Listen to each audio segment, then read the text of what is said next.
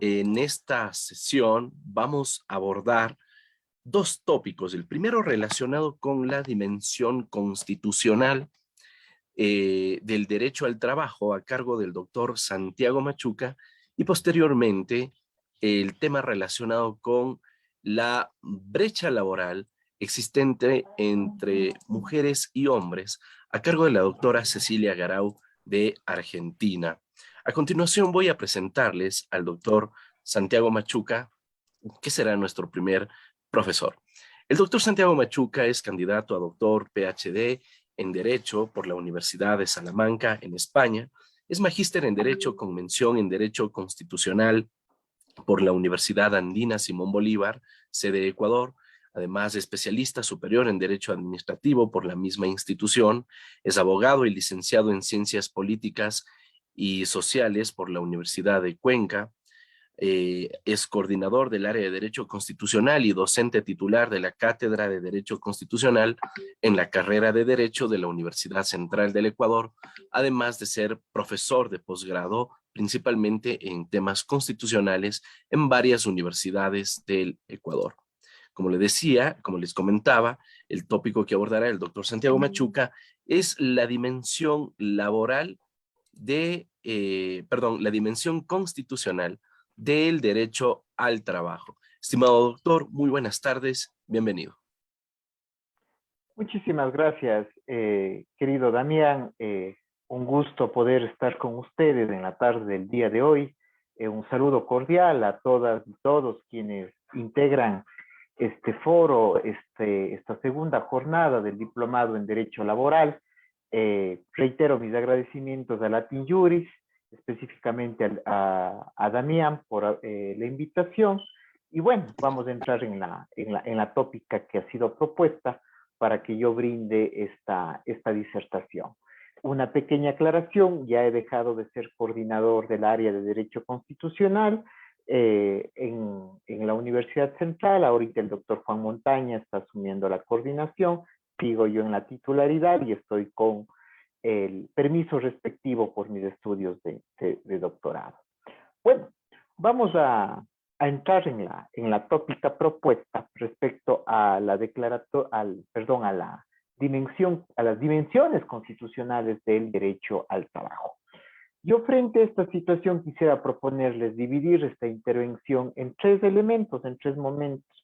El primer momento, analizar con ustedes el reconocimiento del derecho constitucional desde el ámbito normativo, pero aquí hacer una referencia tanto al ámbito normativo dentro del sistema jurídico interno, dentro del ordenamiento jurídico interno, como también el reconocimiento normativo del derecho al trabajo desde los sistemas internacionales de protección de derechos humanos, y específicamente aquí hacer alusión a varios tratados, instrumentos internacionales de derechos humanos, pero tanto del sistema regional como del sistema universal, para posteriormente, en un segundo momento, analizar los elementos del contenido mínimo esencial del derecho al trabajo, que no tienen que ser confundidos con las dimensiones constitucionales del derecho al trabajo, que eso será analizado en un tercer momento. Es decir, primer momento partamos del reconocimiento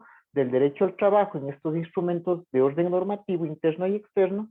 Segundo momento, analizaremos el contenido mínimo esencial del derecho al trabajo en las dimensiones que estarían proyectadas desde el ámbito teórico del derecho al trabajo, y en un tercer momento las dimensiones constitucionales, es decir, los distintos enfoques que la Constitución de la República da al derecho al trabajo y que establece como necesarios para que el derecho al trabajo pueda ser protegido, pueda ser desarrollado y que deban ser reparados en el hipotético caso que haya sido lesionado. Entonces, bajo estas consideraciones, si es que le voy a pedir a nuestro anfitrión que me permita compartir pantalla para compartir una pequeña presentación que me va a permitir seguir el orden de estos temas propuestos. Listo, doctor, está habilitado. Muy amable, Damián, muchas gracias. Bajo estas consideraciones, entonces, estos serían los tres temas que que les propondría para el análisis y que les había manifestado. Partamos entonces que el reconocimiento del derecho al trabajo está proyectado específicamente en el texto constitucional en el artículo 33 y 35 con el reconocimiento del derecho al trabajo, pero también con el reconocimiento del derecho a la seguridad social. Aquí prácticamente existe una relación ambivalente, si es que se puede decir, entre la práctica y el ejercicio del derecho al trabajo con el derecho a la seguridad social. Ahora bien, independientemente de esto, el 325 y el 326 de nuestra Constitución también reconocen los principios que regulan el ejercicio del derecho al trabajo, ¿ya? Ahora bien, dentro del 325 y del 326, sobre todo el 326, si bien la Constitución denomina como principios que permitirían la aplicación efectiva del derecho al trabajo o que permitirían un adecuado ejercicio del derecho al trabajo, también implícitamente reconoce el ejercicio de otros derechos que se derivan de las relaciones laborales. Ahora bien, bajo estos considerandos, aquí habría que hacer una apreciación de lo que autores en teoría general de los derechos humanos señalan, que obviamente los principios, mejor dicho, los derechos tienen una bidimensionalidad. Son derechos, pero al mismo tiempo son principios. Es decir, son mandatos de optimización que me guían y me orientan a actuar en una situación determinada. Entonces, frente a esto, no habría que hacer una mayor digresión. Sí, el 326 contiene varios principios que permiten el desarrollo del ejercicio del derecho al trabajo, pero también contienen implícitamente el reconocimiento de otros derechos que se derivan de las relaciones laborales y de otros enfoques o dimensiones constitucionales que tiene el derecho al trabajo y que tienen que cumplirse para poder garantizar el ejercicio pleno del derecho al trabajo en distintas condiciones. ¿Qué es lo que sucede en el ámbito ya normativo externo, específicamente en tratados, instrumentos internacionales que tanto del sistema universal como del sistema regional, en nuestro caso del sistema interamericano? Bajo esta consideración hay que tomar en cuenta que nuestra Constitución, tanto en el 424 como el 425, habla que tratados o instrumentos internacionales que reconocen derechos más favorables a los que reconoce la Constitución se integran al texto constitucional, hacen parte de la dimensión material de la Constitución y obviamente se entiende que tienen la misma jerarquía, tienen el mismo nivel jerárquico del texto constitucional.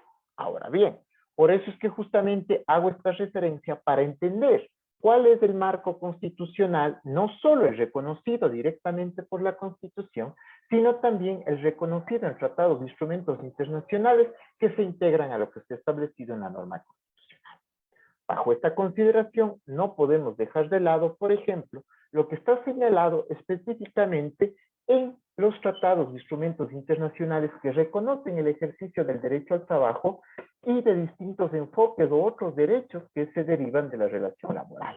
Aquí tenemos, por ejemplo, la Constitución de la OIT en 1919, que fue reformada en la Declaración de Filadelfia, específicamente en el año 1944. Aquí hay prácticamente una reforma de la Constitución de la OIT vigente a partir de 1944. En una última declaración de la OIT en 1998 no se hace mayor reforma, una reforma sustancial a dicha Constitución de la OIT, pero se establecen mecanismos que permitirían garantizar la vinculancia y la obligatoriedad a los Estados miembros que han ratificado tanto la Constitución de la OIT, el convenio y otros convenios que se han sido emitidos por la OIT. Entonces, aquí hay que tomar en consideración tanto el preámbulo y los principios generales de esta Constitución. También el derecho al trabajo lo vamos a encontrar con reconocimiento pleno, específicamente en el Pacto Internacional de Derechos Económicos, Sociales y Culturales. Me estoy refiriendo aquí específicamente al sistema universal. Y aquí hay que tomar en consideración la relevancia de los artículos 5, 6, 7 y 8, en donde se reconoce el acceso al trabajo. El acceso al trabajo, una de las dimensiones que nosotros analizaremos a posterioridad, las condiciones en las que debe desarrollarse el ejercicio del derecho al trabajo, la contratación colectiva, la sindicalización, el derecho a la sindicalización y también el tema de seguridad social.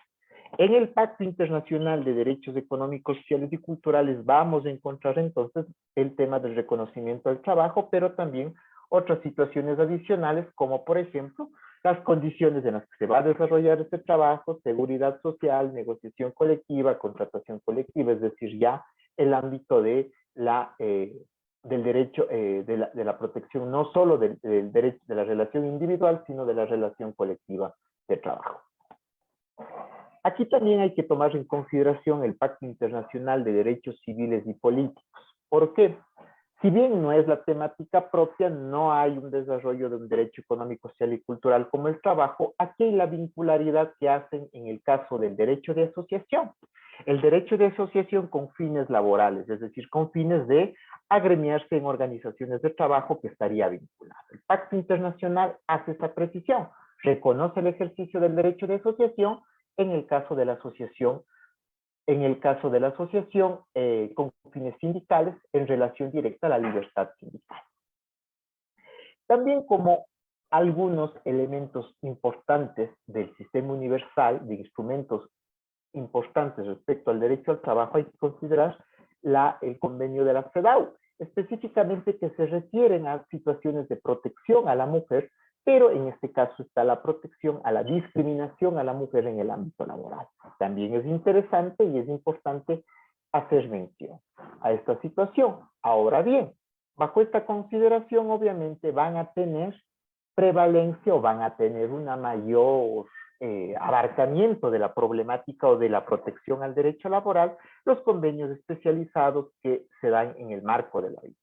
Y específicamente aquí habrá que hacer alusión al convenio 87 referente a la libertad sindical y protección del derecho a la sindicalización, el convenio 98 referente a la aplicación de los principios del derecho a la sindicalización y negociación colectiva, el convenio 29 respecto al trabajo forzoso y obligatorio, el convenio 105 referente a la abolición del trabajo forzoso, el convenio 100 respecto a la igualdad en la remuneración, el convenio 111 referente a la discriminación en materia de empleo y ocupación, el convenio 138 referente a la edad mínima para la admisión y para el ejercicio del empleo, y el convenio 182 sobre la prohibición de trabajo infantil. Elementos o instrumentos expedidos por la OIT que abarcan distintas temáticas en materia de derecho al trabajo, pero que son también importantes y obviamente tienen una relevancia a la hora de integrar nuestro ordenamiento jurídico y que son un elemento fundamental también en la protección del derecho al trabajo y en la demanda de protección al derecho al trabajo que se pueden dar en distintos ámbitos y que nos permitirían sustentar situaciones puntuales. Ahora bien, respecto al sistema regional, específicamente al sistema interamericano, aquí hay que hacer referencia específicamente a dos convenios. Aquí el sistema regional en lo que se refiere a instrumentos internacionales de derechos humanos no tiene un amplio desarrollo como en el sistema universal. Prácticamente existen dos instrumentos internacionales, dos normas convencionales que se refieren y desarrollan el ejercicio del derecho al trabajo.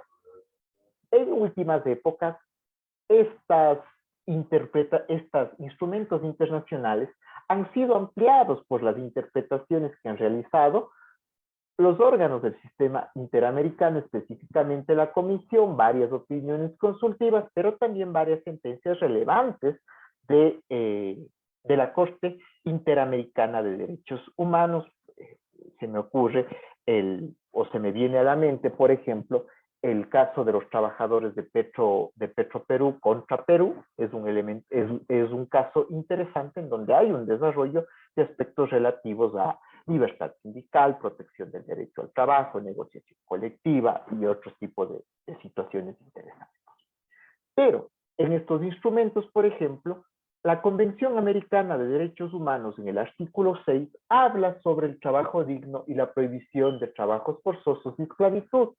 Y el artículo 16, en donde se vuelve a vincular el derecho de asociación con la asociación en el ámbito laboral.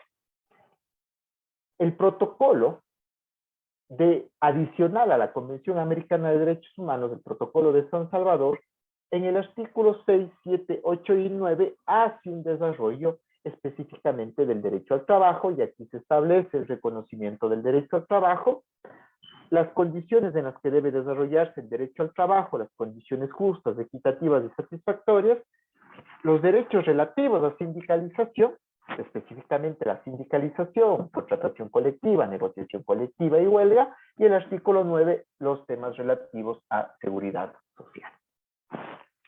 Ahora bien, aquí entonces un marco normativo que nos permitiría tener una visión, un alcance del reconocimiento del derecho al trabajo. Vamos específicamente en un segundo momento a adentrarnos a lo que yo les había manifestado de cuáles son los elementos del contenido mínimo esencial del derecho al trabajo. Ahora bien, para entender esto, yo sí quisiera hacer una explicación desde la teoría general de los derechos humanos para entender qué es la teoría del contenido mínimo esencial del derecho al trabajo. Y el contenido mínimo esencial de un derecho, específicamente, vendría a ser algo que le hace reconocible como tal y se constituye en el límite infranqueable frente a la actuación de una autoridad pública frente a ese derecho. Es decir, es algo que no puede ser afectado en el derecho, que no puede ser tocado, que no puede ser vulnerado. Es decir, son los elementos frente a los cuales las autoridades no pueden irse frente a esta situación. Ahora bien, estos elementos que integran el contenido mínimo esencial del derecho, que se constituyen en las actuaciones infranqueables de la autoridad frente a ese derecho, por el contrario, vendrían a ser condicionamientos para una serie de elementos que tienen que ser desarrollados desde la autoridad pública. Es decir, son los elementos que se van a constituir en obligaciones positivas y negativas para la autoridad.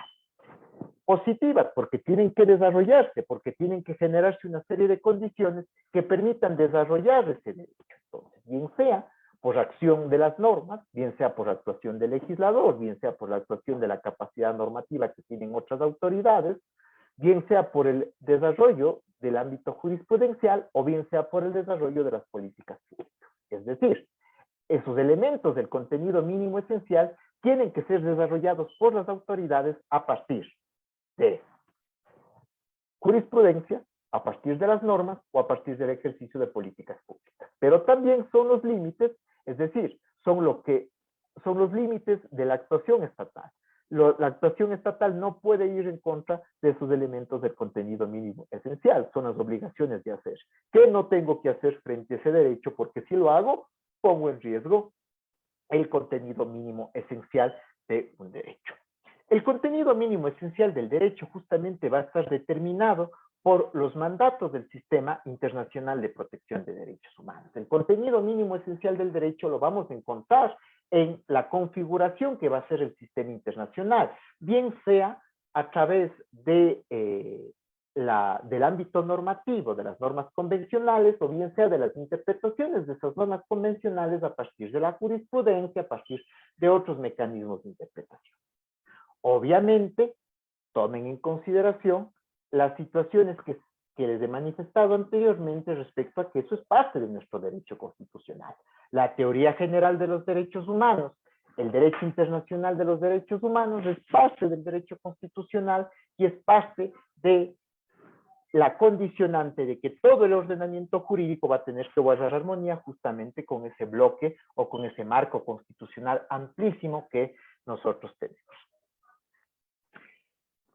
A partir entonces de este contenido mínimo esencial de los derechos humanos, impuesto por el derecho internacional, a partir del contenido mínimo esencial de un derecho, impuesto por el derecho internacional de los derechos humanos, el ordenamiento jurídico interno de los estados van a desarrollar ese derecho a partir de las normas, la jurisprudencia, las políticas públicas, obviamente teniendo que generar los mecanismos para garantizar el desarrollo, la protección y obviamente la reparación en el caso de que esos ámbitos de los derechos hayan sido vulnerados. Ahora bien, ¿cuál es la teoría del contenido mínimo esencial en el caso del derecho al trabajo? Aquí vamos a tener que la doctrina, obviamente el ámbito normativo, la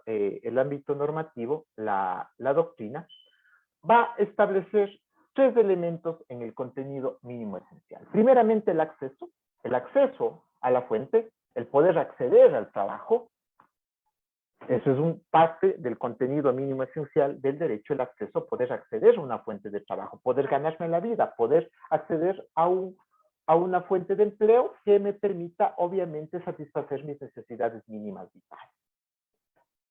El segundo elemento del contenido esencial del derecho al trabajo va a ser la permanencia o lo que conocemos respecto a la estabilidad. Es decir, la posibilidad de que una vez que accedí a la fuente de trabajo, tenga mecanismos de estabilidad, es decir, que me permitan permanecer en el puesto de trabajo. Aquí habrá que tomar consideraciones propias de cada ordenamiento jurídico, como por ejemplo el hecho de que nuestro ordenamiento jurídico, esta estabilidad o permanencia no es absoluta, sino es relativa. ¿A qué me refiero con el tema de relativo? Mientras se repare al vulnerar la permanencia, es decir, mientras se indemnice al trabajador o al servidor público al afectar esta permanencia, se puede ir en contra de esta permanencia o estabilidad, siempre que el empleador asuma las consecuencias. En este caso, por ejemplo, el tema del despido intempestivo o la pena del despido intempestivo es una muestra de ella. Sí, se puede separar un trabajador mientras que el empleador asuma las consecuencias que es, en este caso, la pena o la indemnización por el despido intempestivo. De igual manera, por ejemplo, en el caso del servicio público, habrá que tomar en consideración situaciones como, por ejemplo, la supresión de partidas de un servidor público se puede realizar, se puede afectar a través de esa supresión de partidas la permanencia, pero obviamente existe ya una indemnización establecida en el ordenamiento jurídico que es justamente el pago de los 5 salarios a partir de la consideración del 5º año por el tiempo que haya laborado este servidor público, tomando en consideración el 5º año. Hay que tomar consideraciones y diferencias tanto entre el régimen público y el régimen privado. El régimen privado, por ejemplo, el régimen público habla, por ejemplo, incluso de consideraciones de estabilidad condicionada, es decir, la estabilidad absoluta, la estabilidad propiamente dicha, no absoluta, propiamente dicha, por ejemplo, hablaría, por ejemplo, de que un servidor público se le considera dicha estabilidad de propiamente dicha mientras cumpla requisitos que están determinados en el propio ordenamiento jurídico, por ejemplo, el cumplimiento de lo que determina el 228 de la Constitución, es decir, entrar al servicio público con continuidad y permanencia siempre que se cumpla el requisito sine qua non de haber ganado el concurso de oposición y merecimientos. O se discute no desde el ámbito normativo, pero sí desde el ámbito jurisprudencial, la estabilidad condicionada, es decir, la estabilidad que está sujeta a la condición. Por ejemplo, en el caso de los nombramientos provisionales, cuya condicionante en ciertos tipos de nombramientos es el hecho de que está sometida a la realización de un concurso de oposición y merecimientos, en donde existe un ganador del concurso, y cuando existe el ganador del concurso, obviamente ahí va a terminar la estabilidad que tenía el servidor que ocupaba la partida, que ahora será ocupada por el ganador del concurso de oposición y merecimientos. O la estabilidad laboral reforzada, que está reconocida vía jurisprudencial constitucional, vía precedente jurisprudencial, a personas que tienen capacidades especiales o a mujeres embarazadas o a mujeres en el periodo de lactancia hasta un periodo dentro de un límite temporal, por ejemplo. Y una tercera elemento del contenido mínimo esencial, que es la promoción, es decir, cómo yo puedo desarrollarme en la fuente de trabajo, cómo puedo yo desarrollarme en mi trabajo ascendiendo o cumpliendo una serie de condicionamientos que me permitirían ascender o mejorar en la condición en la que ingresé. Estos mecanismos de promoción han sido más desarrollados, en teoría, no digo que eso pase, pero han sido más desarrollados en el ámbito de la carrera administrativa, es decir, en el régimen público, en el régimen de los trabajadores públicos, en teoría. Que eso pase o se haya materializado o se garantice realmente a nuestros servidores públicos el ámbito de la promoción en la carrera administrativa, eso es cuestionable, eso no sucede. Pero en teoría, en el ámbito público, es donde se establecen los mecanismos de promoción. Esto entonces sería el contenido mínimo esencial del derecho al trabajo. ¿Sí?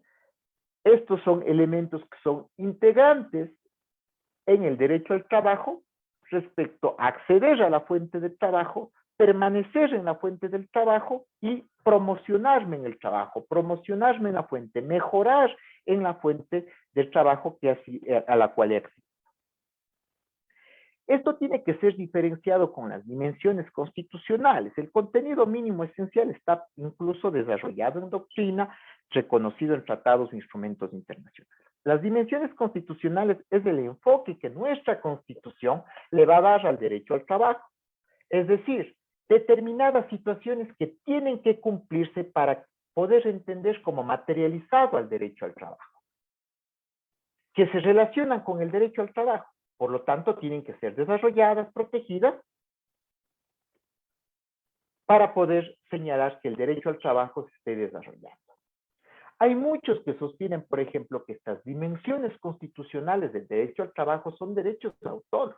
Y sí, hay sistemas constitucionales, como por ejemplo el español, en que muchas de esas dimensiones constitucionales relacionadas con el derecho al trabajo se los reconoce como derechos autónomos. Por ejemplo, el derecho a la huelga. En España está reconocido plenamente el derecho a la huelga. No como un principio, en el caso de la Constitución del 2008, en la Constitución actual, en la Constitución vigente, y por eso le voy a enfocar como una dimensión constitucional, sino en el caso español como un derecho autónomo. Ahora bien, yendo específicamente a las dimensiones constitucionales del derecho al trabajo, hay que mencionar varias de ellas que estarían plenamente relacionadas o que estarían, que constituirían las dimensiones constitucionales, esos aspectos o esos enfoques que le da la Constitución ecuatoriana al derecho al trabajo. Aquí, por ejemplo, hay que tomar en consideración la primera dimensión, es las condiciones en las que debe cumplirse el entorno para que el trabajo sea considerado digno. Aquí la Constitución establece que el trabajo tiene que cumplirse en condiciones, obviamente, que garanticen la salud del trabajador, y eso no solo implica el tema de la prevención de las enfermedades del trabajo, sino la necesidad de atención médica. Cómo los trabajadores se les debe garantizar mecanismos tendientes a garantizar la protección de su salud, no solo en enfermedades de trabajo, sino en situaciones que puedan sobrevenir o que no se deriven de las enfermedades del trabajo. A su vez, también esto está relacionado con condiciones de seguridad que deben tener los trabajadores para evitar justamente estos riesgos o accidentes que se puedan suscitar en el trabajo. Aquí también las condiciones en las que debe cumplirse el entorno para que el trabajo sea considerado digno constan también situaciones de orden como ámbitos de higiene o también como la consideración que dicho trabajo se precautela y se protege los días de descanso o las horas de descanso justamente para garantizar estos entornos dignos en los que se puede desarrollar el derecho al trabajo. Entonces, la primera dimensión constitucional son las condiciones que van a ser establecidas sine qua non para que el trabajo sea considerado digno. Entornos saludables, entornos de salud, que prevengan enfermedades del trabajo, que garanticen atención médica a los trabajadores, pero también entornos que garanticen la seguridad. Prevención a los riesgos de trabajo, es decir, a los accidentes que puedan suscitarse, condiciones de higiene, condiciones salubres y también días de descanso para los trabajadores. Esa sería entonces una de las primeras dimensiones constitucionales que nuestra Constitución, específicamente desde el 325, 326, 327, 328 y 329, han sido desarrolladas y las cuales estoy compartiendo con ustedes. La segunda dimensión constitucional, específicamente desarrollada en el 326, habla de garantizar los ámbitos de la sindicalización, la negociación colectiva y la huelga. Situaciones relativas que son parte del ámbito del derecho colectivo del trabajo. ¿Cómo voy a garantizar? Primero, adecuados mecanismos en donde los trabajadores puedan constituir asociaciones, puedan constituir comités de empresa, puedan constituir sindicatos. Cómo a partir de esas situaciones yo también garantizo mecanismos de negociación colectiva, es decir, que me permitan materializar la contratación colectiva de trabajadores, y cómo la huelga también se construye un mecanismo que yo puedo hacer frente y puedo reivindicar ciertas conquistas o la protección de ciertos derechos laborales desconocidos por el empleador. Si ustedes me permiten hacer un análisis respecto a este tema, la Constitución Garantista del 2008, que todo el mundo nos dice que es nuestra Constitución, es la Constitución más regresiva en el ámbito de sindicalización, negociación colectiva y huelga, específicamente en el sector público. La sindicalización, la negociación colectiva y la huelga desaparecen en el ámbito del sector público, en el ámbito de los servidores públicos. Se genera amplias limitaciones al ejercicio de estos derechos en materia de derecho colectivo del trabajo en el ámbito del sector público. Incluso que han llevado a que los órganos de control normativo de la OIT, tanto el Comité de Aplicación de Normas como el Comité de Libertad Sindical, en varias recomendaciones al Estado ecuatoriano, no recomendaciones, disposiciones al Estado ecuatoriano, se le ordene que incluso el Estado tenga que tomar en consideración la reforma o la modificación constitucional para permitir que estos derechos se materialicen en el ámbito de los servidores públicos. Por ponerles un ejemplo, el tema de negociación colectiva en el ámbito del sector público, la propia Constitución, en el 326, señala que esta tendrá que ser sometida o limitada de acuerdo a lo que dice la norma. La norma va a limitar a determinadas áreas en el sector público. Otra situación en materia de limitación, la prohibición de paralización de servicios públicos. Cuando eso, por mandato de la doctrina o por mandato de varias interpretaciones de órganos de control normativo, habla de la prohibición de paralización de servicios básicos. Y de servicios básicos se refiere a seguridad y instituciones estatales como la administración de justicia u otro tipo de situación. Entonces, aquí prácticamente en el ámbito de la prohibición de paralización de servicios públicos se habla de la prohibición de paralización en el ámbito de educación, salud y otro tipo de situaciones. Limitación completa del derecho a la huelga. Y si ustedes toman que esa paralización de servicios públicos, la legislación penal también la considera como delito. Es un ámbito discutible entonces que estos temas de sindicalización, negociación colectiva y huelga prácticamente estén proscritos en el ámbito del sector público. Otra de las dimensiones constitucionales del derecho al trabajo es la eliminación del trabajo forzoso. La eliminación del trabajo forzoso está constituida como el hecho de que nadie puede ser obligado a trabajar bajo ningún tipo de coacción física, moral, u otro tipo de situaciones, pero también en elección libre del trabajo. La posibilidad que tiene una persona de elegir libremente el trabajo y obviamente a que no pueda ser obligada por ningún tipo de sanción, amenaza u otro tipo de situación que deba considerarse. Una cuarta dimensión del derecho al trabajo es la abolición del trabajo infantil. El trabajo infantil está proscrito.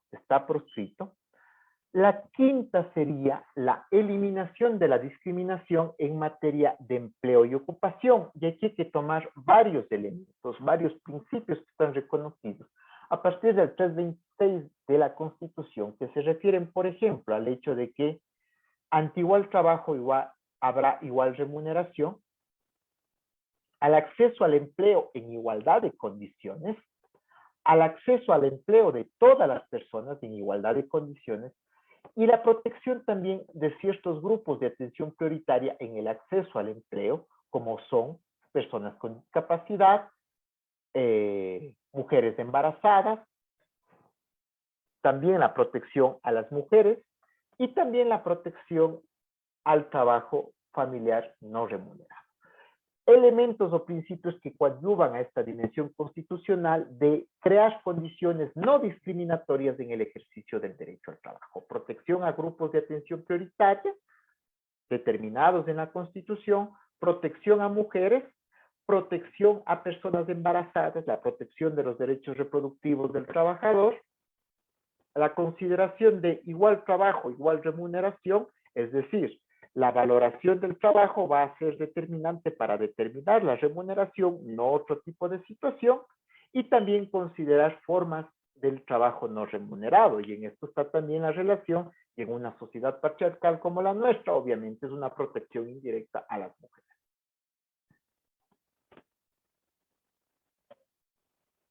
Una sexta dimensión de la eliminación de las dimensiones constitucionales del derecho al trabajo es la eliminación de las formas de precarización laboral. Y aquí también es una de las situaciones que hay que tomar en cuenta, es la eliminación de la intermediación laboral o la tercerización laboral. Entonces, aquí hay principios que coadyuvan a la materialización de esta dimensión constitucional, como por ejemplo, la garantía de bilateralidad en la relación laboral. Es decir, yo voy a garantizar que la relación laboral tenga dos partes, empleador-trabajador, que no hay una intermediación. Que existe la prohibición de tercerización o mecanismos de tercerización e intermediación también establecidos, y la adecuada regulación del trabajo autónomo. Es decir, el trabajo autónomo tiene que tener condiciones especiales, por en las condiciones en las que se desenvuelve puede darse formas de precarización o de trabajo no digno o no decente, como la determinan algunos autores. Y finalmente, una dimensión constitucional proyectada en la Constitución es el tutelaje del trabajador en la relación laboral. ¿Por qué? Porque es la parte menos desprotegida. Siempre mis alumnos de pregrado, yo les pongo este ejemplo. Un expresidente de la República hablaba justamente para introducir esta ley de ley de apoyo, mal llamada ley de apoyo humanitario, que la relación laboral tenía que quedar a libre arbitrio o a libre acuerdo entre las partes. A ver, el acuerdo entre las partes puede ser desarrollado cuando exista igualdad o equidad en las partes que intervienen en el acuerdo. La relación de trabajo supone una relación entre donde las dos partes son iguales. Yo les digo que no. Y esto no es una cuestión ideológica, no es una cuestión ideológica política. La práctica demuestra de que no existe una equidad en las relaciones laborales. Empleador tiene el medio de producción. Trabajador lo único que tiene es su fuerza de trabajo. Frente a esta relación dispar, el Estado a quien tiene que entrar a proteger específicamente al trabajador por la condición menos favorable que tiene frente al empleador. Y bajo estas consideraciones hay principios establecidos como el indubio pro reo, que es un principio indiscutible en materia laboral, y la irrenunciabilidad de los derechos al trabajador que coadyuvan a este tutelaje en la relación laboral, específicamente al trabajador. Hasta aquí mi intervención. En el tiempo que me queda, si es pertinente, yo les pediría más bien, si es que hay alguna duda, alguna opinión respecto a mi intervención, para no andar en temas cuyo tiempo no me permita concluirlos. Muchísimas gracias. Excelente, estimado doctor. Muchísimas gracias por la ponencia. Ha estado muy interesante. Por aquí tenemos una pregunta en redes sociales y asimismo quiero recordarles a los compañeros que nos acompañan en la sesión de Zoom que pueden levantar su mano en esta herramienta para que pudieran formular sus preguntas. En redes sociales, Mario Andrés Ochoa dice: ¿en cuántos contratos ocasionales anuales se habla de servidumbre laboral en el sector público? Perdón, de certidumbre laboral en el sector público. Bueno, aquí la interpretación constitucional, la interpretación de la Corte Constitucional señala que la continua celebración de contratos ocasionales no genera ni estabilidad ni permanencia en el sector público. ¿Por porque aquí habría que cumplir el requisito sine qua non, que es haber participado en concurso de oposición y merecimiento. Situación discutible, sí, discutible. Yo estoy hablando desde una situación proyectada desde lo que dice el precedente jurisprudencial de la Corte Constitucional en casos concretos, y obviamente que es vinculante, no tiene por qué serlo, señala justamente ese hecho. El único requisito condicionante para ingresar con permanencia y estabilidad al sector público es específicamente el concurso de posición y merecimientos. La continua celebración de contratos ocasionales, que es recurrente en el sector público, no da certidumbre, no da estabilidad, no da permanencia. Situación que, obviamente, desde el debate, incluso real, podría ser muy cuestionable y muy discutible. De acuerdo. Vamos con la pregunta de Franklin Pino, que tiene levantada su mano. Lo escuchamos, Franklin.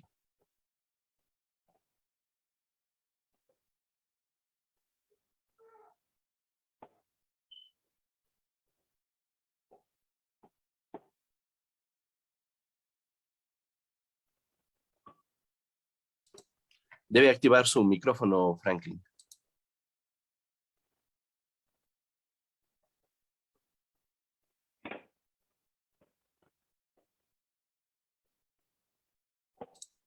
Creo que no lo logra todavía. Entre tanto, Franklin logra solucionar el asunto del micrófono. Me gustaría aprovechar pues esta oportunidad, doctor, para hacer una conexión entre la ponencia de ayer del doctor Eduardo Yugdar, que nos hablaba de la OIT, y precisamente una parte de la intervención suya en esta sesión, en el sentido, y por supuesto, aprovechando una curiosidad de orden profesional, que sabemos que usted supo patrocinar a un grupo de trabajadores de Petroecuador, me parece, a través de una acción por incumplimiento. Y claro, las acciones por incumplimiento, al ser acciones netamente constitucionales, y que de hecho, haciendo un paréntesis, un breve comentario, es una de las poquísimas, diría yo, acciones por incumplimiento aceptadas por la Corte Constitucional, porque si es que vemos las estadísticas, vaya que las acciones por incumplimiento realmente parece que fueran un mito ya al nivel de rechazos o de inadmisiones que tienen esas acciones. Pero en su caso, doctor, usted supo patrocinar un proceso de estos y entiendo que era un proceso derivado de alguna disposición que había dado la OIT. ¿Qué nos podría comentar al respecto, doctor? Bueno, ¿cuáles son elementos del caso concreto? La sentencia, de alguna u otra manera, es importante porque introduce algunos elementos y es la 2819 AM, /21. ¿Cuál es el contexto en el que se desenvuelve la expedición de esta sentencia? Hace 13 años, en el año específicamente 2008, daban a cumplirse 14 años, 4 dirigentes sindicales de Petroecuador son perseguidos justamente por su labor sindical. ¿Cuál es el acto que materializa la persecución? Haber sido despedidos. Se aplica la figura del despido intempestivo justamente, pero como un acto persecutorio que es evidente, más allá de que dentro del ordenamiento jurídico se pueda solventar ese despido intempestivo con la indemnización, se materializa un acto de persecución a la labor sindical de los trabajadores. Es lo que la OIT en alguno de sus informes conoce como los despidos antisindicales. Se despide a dirigentes sindicales por la labor, porque la labor que está realizando son incómodas. Más allá de haber garantizado el acceso al tema de la indemnización por el despido intempestivo, estos dirigentes sindicales presentan una denuncia ante el Comité de Libertad Sindical. El Comité de Libertad Sindical, conjuntamente con el Comité de Expertos y con el Comité de Control Normativo, son órganos que dependen, son órganos de la Organización Internacional de Trabajos. En el caso del Comité de Libertad Sindical, conoce quejas justamente cuando los estados hayan cometido actos que afecten la libertad sindical, es decir, cuando persigan a dirigentes sindicales, como en este caso. La denuncia fue presentada y fue conocida por el Comité de Libertad Sindical y producto del conocimiento de esta queja, el Comité de Libertad Sindical ordena al Estado ecuatoriano que reintegre a estos 4 dirigentes sindicales de Petroecuador que fueron perseguidos y que fueron despedidos, fueron desvinculados por esta labor, por su labor como dirigentes sindicales. Además, el Comité de Libertad Sindical establece que el Estado ecuatoriano, dentro del ordenamiento jurídico interno, debe establecer mecanismos para proteger justamente la libertad sindical y generalmente garantizar situaciones que protejan el fuero sindical, protejan la posición de los dirigentes sindicales frente a acciones que puedan ser tomadas desde el poder o desde el empleador y que pongan en riesgo su estabilidad producto de su actividad sindical. Esas eran las 2 disposiciones que fueron emitidas en varios informes del Comité de Libertad Sindical, en donde solicitaba continuamente al Estado ecuatoriano el cumplimiento dentro de este caso. Hubieron alrededor de 7 informes que fueron desde el año 2008 materializados, dispuestos al Comité de Libertad Sindical, al Estado ecuatoriano, pero el Estado ecuatoriano hacía caso omiso. Bajo esta consideración y bajo la estructura de la Constitución del 2008, la acción por incumplimiento de norma también prevé que se pueda demandar el cumplimiento de disposiciones de órganos del Sistema Internacional de Protección de Derechos Humanos cuando se hayan incumplido, como era en este caso. En este caso, hay una disposición de un órgano del Sistema Internacional de Protección de Derechos Humanos que dispuso, en el caso concreto, obligaciones claras, expresas y exigibles. Reintegrar a los trabajadores, iniciar un proceso de diálogo social y establecer las condiciones del reintegro. Y segunda disposición, la reforma específica del ordenamiento jurídico interno, estableciendo mecanismos que protejan el fuero sindical. Bajo estas consideraciones se presenta la acción por incumplimiento en el año 2009 y en el año 2021 hay la sentencia en donde se ordena el cumplimiento. ¿Por qué yo señalo, más allá de que yo haya patrocinado o no el caso, que es emblemática? Porque aquí se zanja una situación, que era algo que era muy discutido, que las observaciones o los informes o las disposiciones de los órganos de control normativo de la OIT no eran vinculantes para el Estado ecuatoriano. Y aquí había las interpretaciones más, diversas, por darle un término suave desde la academia, en donde decían que estas disposiciones de los órganos de la OIT hacían parte del soft law, es decir, que eran meras recomendaciones y que el Estado eran orientadoras a su accionar y más allá. Lo que dejaba por el suelo a este tipo de disposiciones y a la efectividad de estas disposiciones. La Corte Constitucional señala que son de obligatorio cumplimiento y deben cumplirse porque garantizan la protección de los derechos que se derivan de las relaciones laborales y garantizan el cumplimiento de los instrumentos internacionales que protegen derechos humanos, en este caso del derecho al trabajo. Entonces, la efectividad en el cumplimiento y la protección de los derechos van a depender de que esas disposiciones sean materializadas.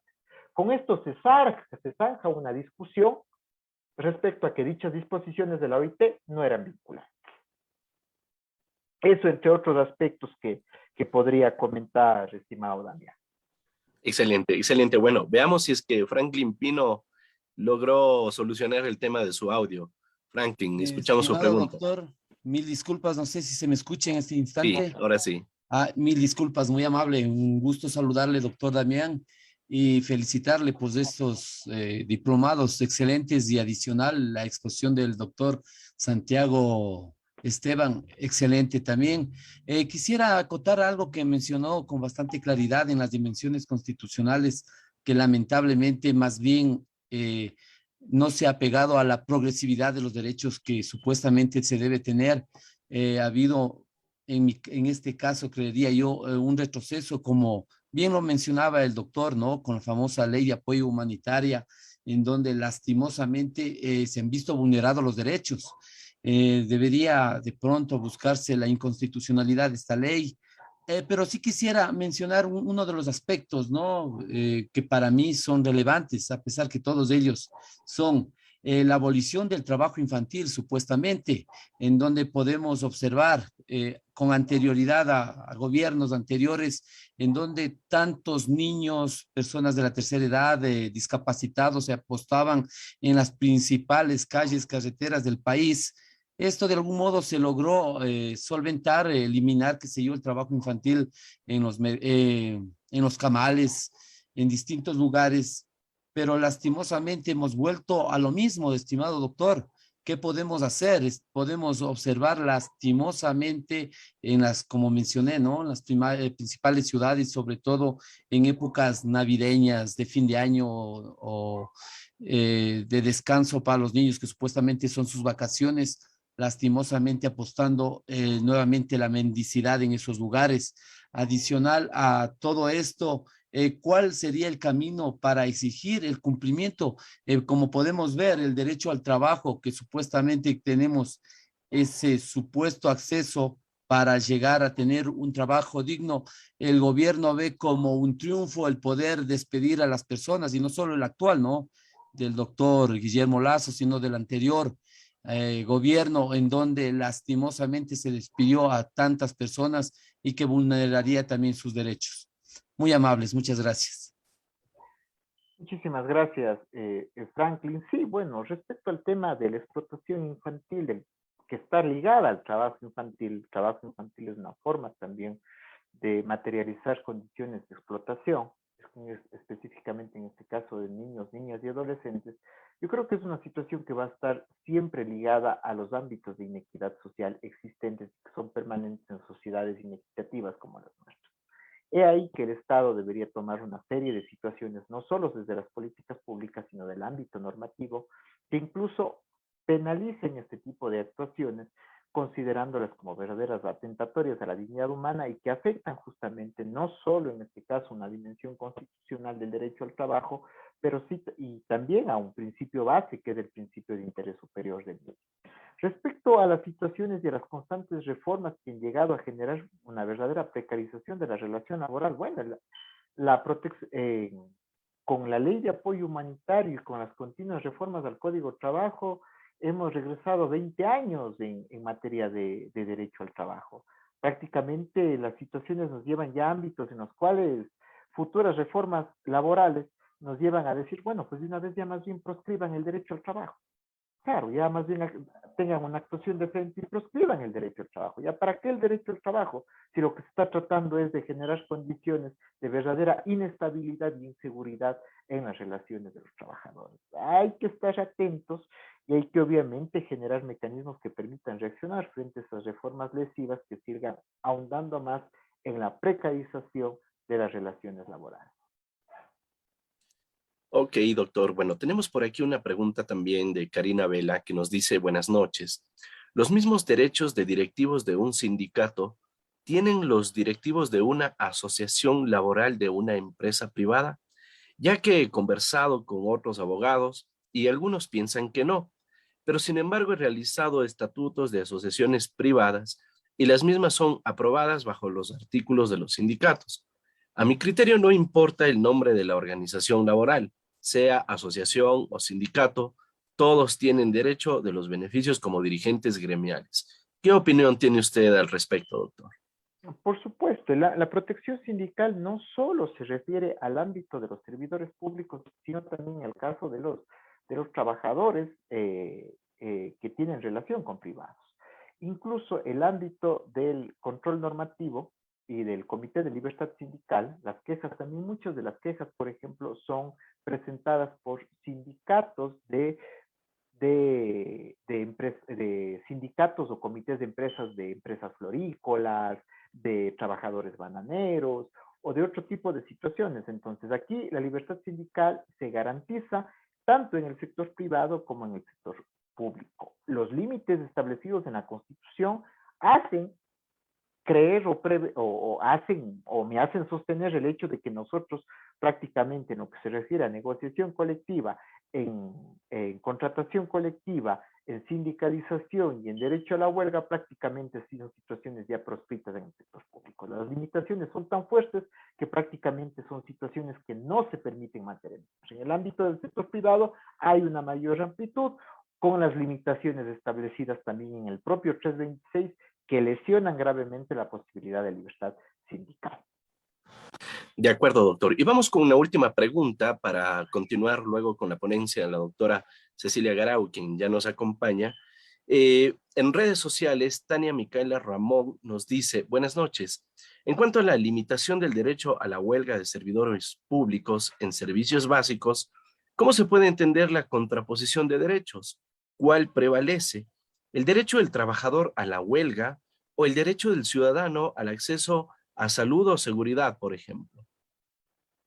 Sí, aquí habrá, por ejemplo, habrá situaciones que tengan que ser reguladas y que habrá ordenamientos, por ejemplo, que en los casos del ejercicio del derecho a la huelga, en el ámbito del sector educativo, del sector de salud, por ejemplo, la paralización que se puede establecer en el ejercicio del derecho a la huelga sea establecida con límites o se establezca una serie de aplicación de servicios mínimos que tengan que materializarse para evitar justamente la afectación a la prestación del servicio público. El problema es que la prohibición de paralización de servicios públicos ha sido interpretada como el hecho de que no pueda materializarse el derecho a la huelga dentro del Estado, dentro de las instituciones públicas.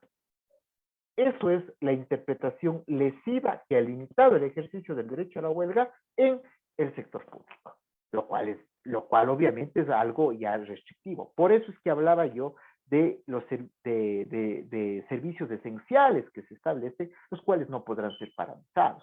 Administración de justicia, provisión de servicios de necesidades vitales como agua, luz eléctrica, incluso en el ámbito de salud y educación, estableciendo límites para la paralización que no afecten el servicio público. Pero, por ejemplo, trabajadores de una institución pública que no brinden ese tipo de servicios esenciales, tranquilamente podrían hacer uso del ejercicio del derecho a la huelga. Me entiendo, por ejemplo, la Asociación de Trabajadores del Ministerio de Agricultura y Ganadería, por ejemplo. ¿Qué servicios mínimos esenciales ellos realizan en la prestación del servicio público? Ok, muy bien, estimado doctor. Muchísimas gracias por acompañarnos, por compartirnos esta investigación para efectos de esta conferencia. Nos sentimos muy contentos por todo lo que se ha expuesto y desde luego por los comentarios que nos comparten también en redes sociales que felicitan su participación. Será hasta una próxima ocasión, doctor. Le cedo la palabra para que pudiera despedirse de esta audiencia. Estimado Damián, igual un gusto cordial compartir estos espacios académicos. Felicitaciones a usted por profundizar y por generar estos mecanismos amplios de democratización de acceso al conocimiento y estoy siempre a las órdenes. Un abrazo cordial, mi aprecio y mi consideración a usted, a los amigos de Latin Juris y a quienes participan el mejor de los éxitos en la culminación de este diplomado. Un abrazo cordial, buenas noches. Muy buenas noches, muchísimas gracias, doctor. Ok, con todos ustedes, apreciados cursantes,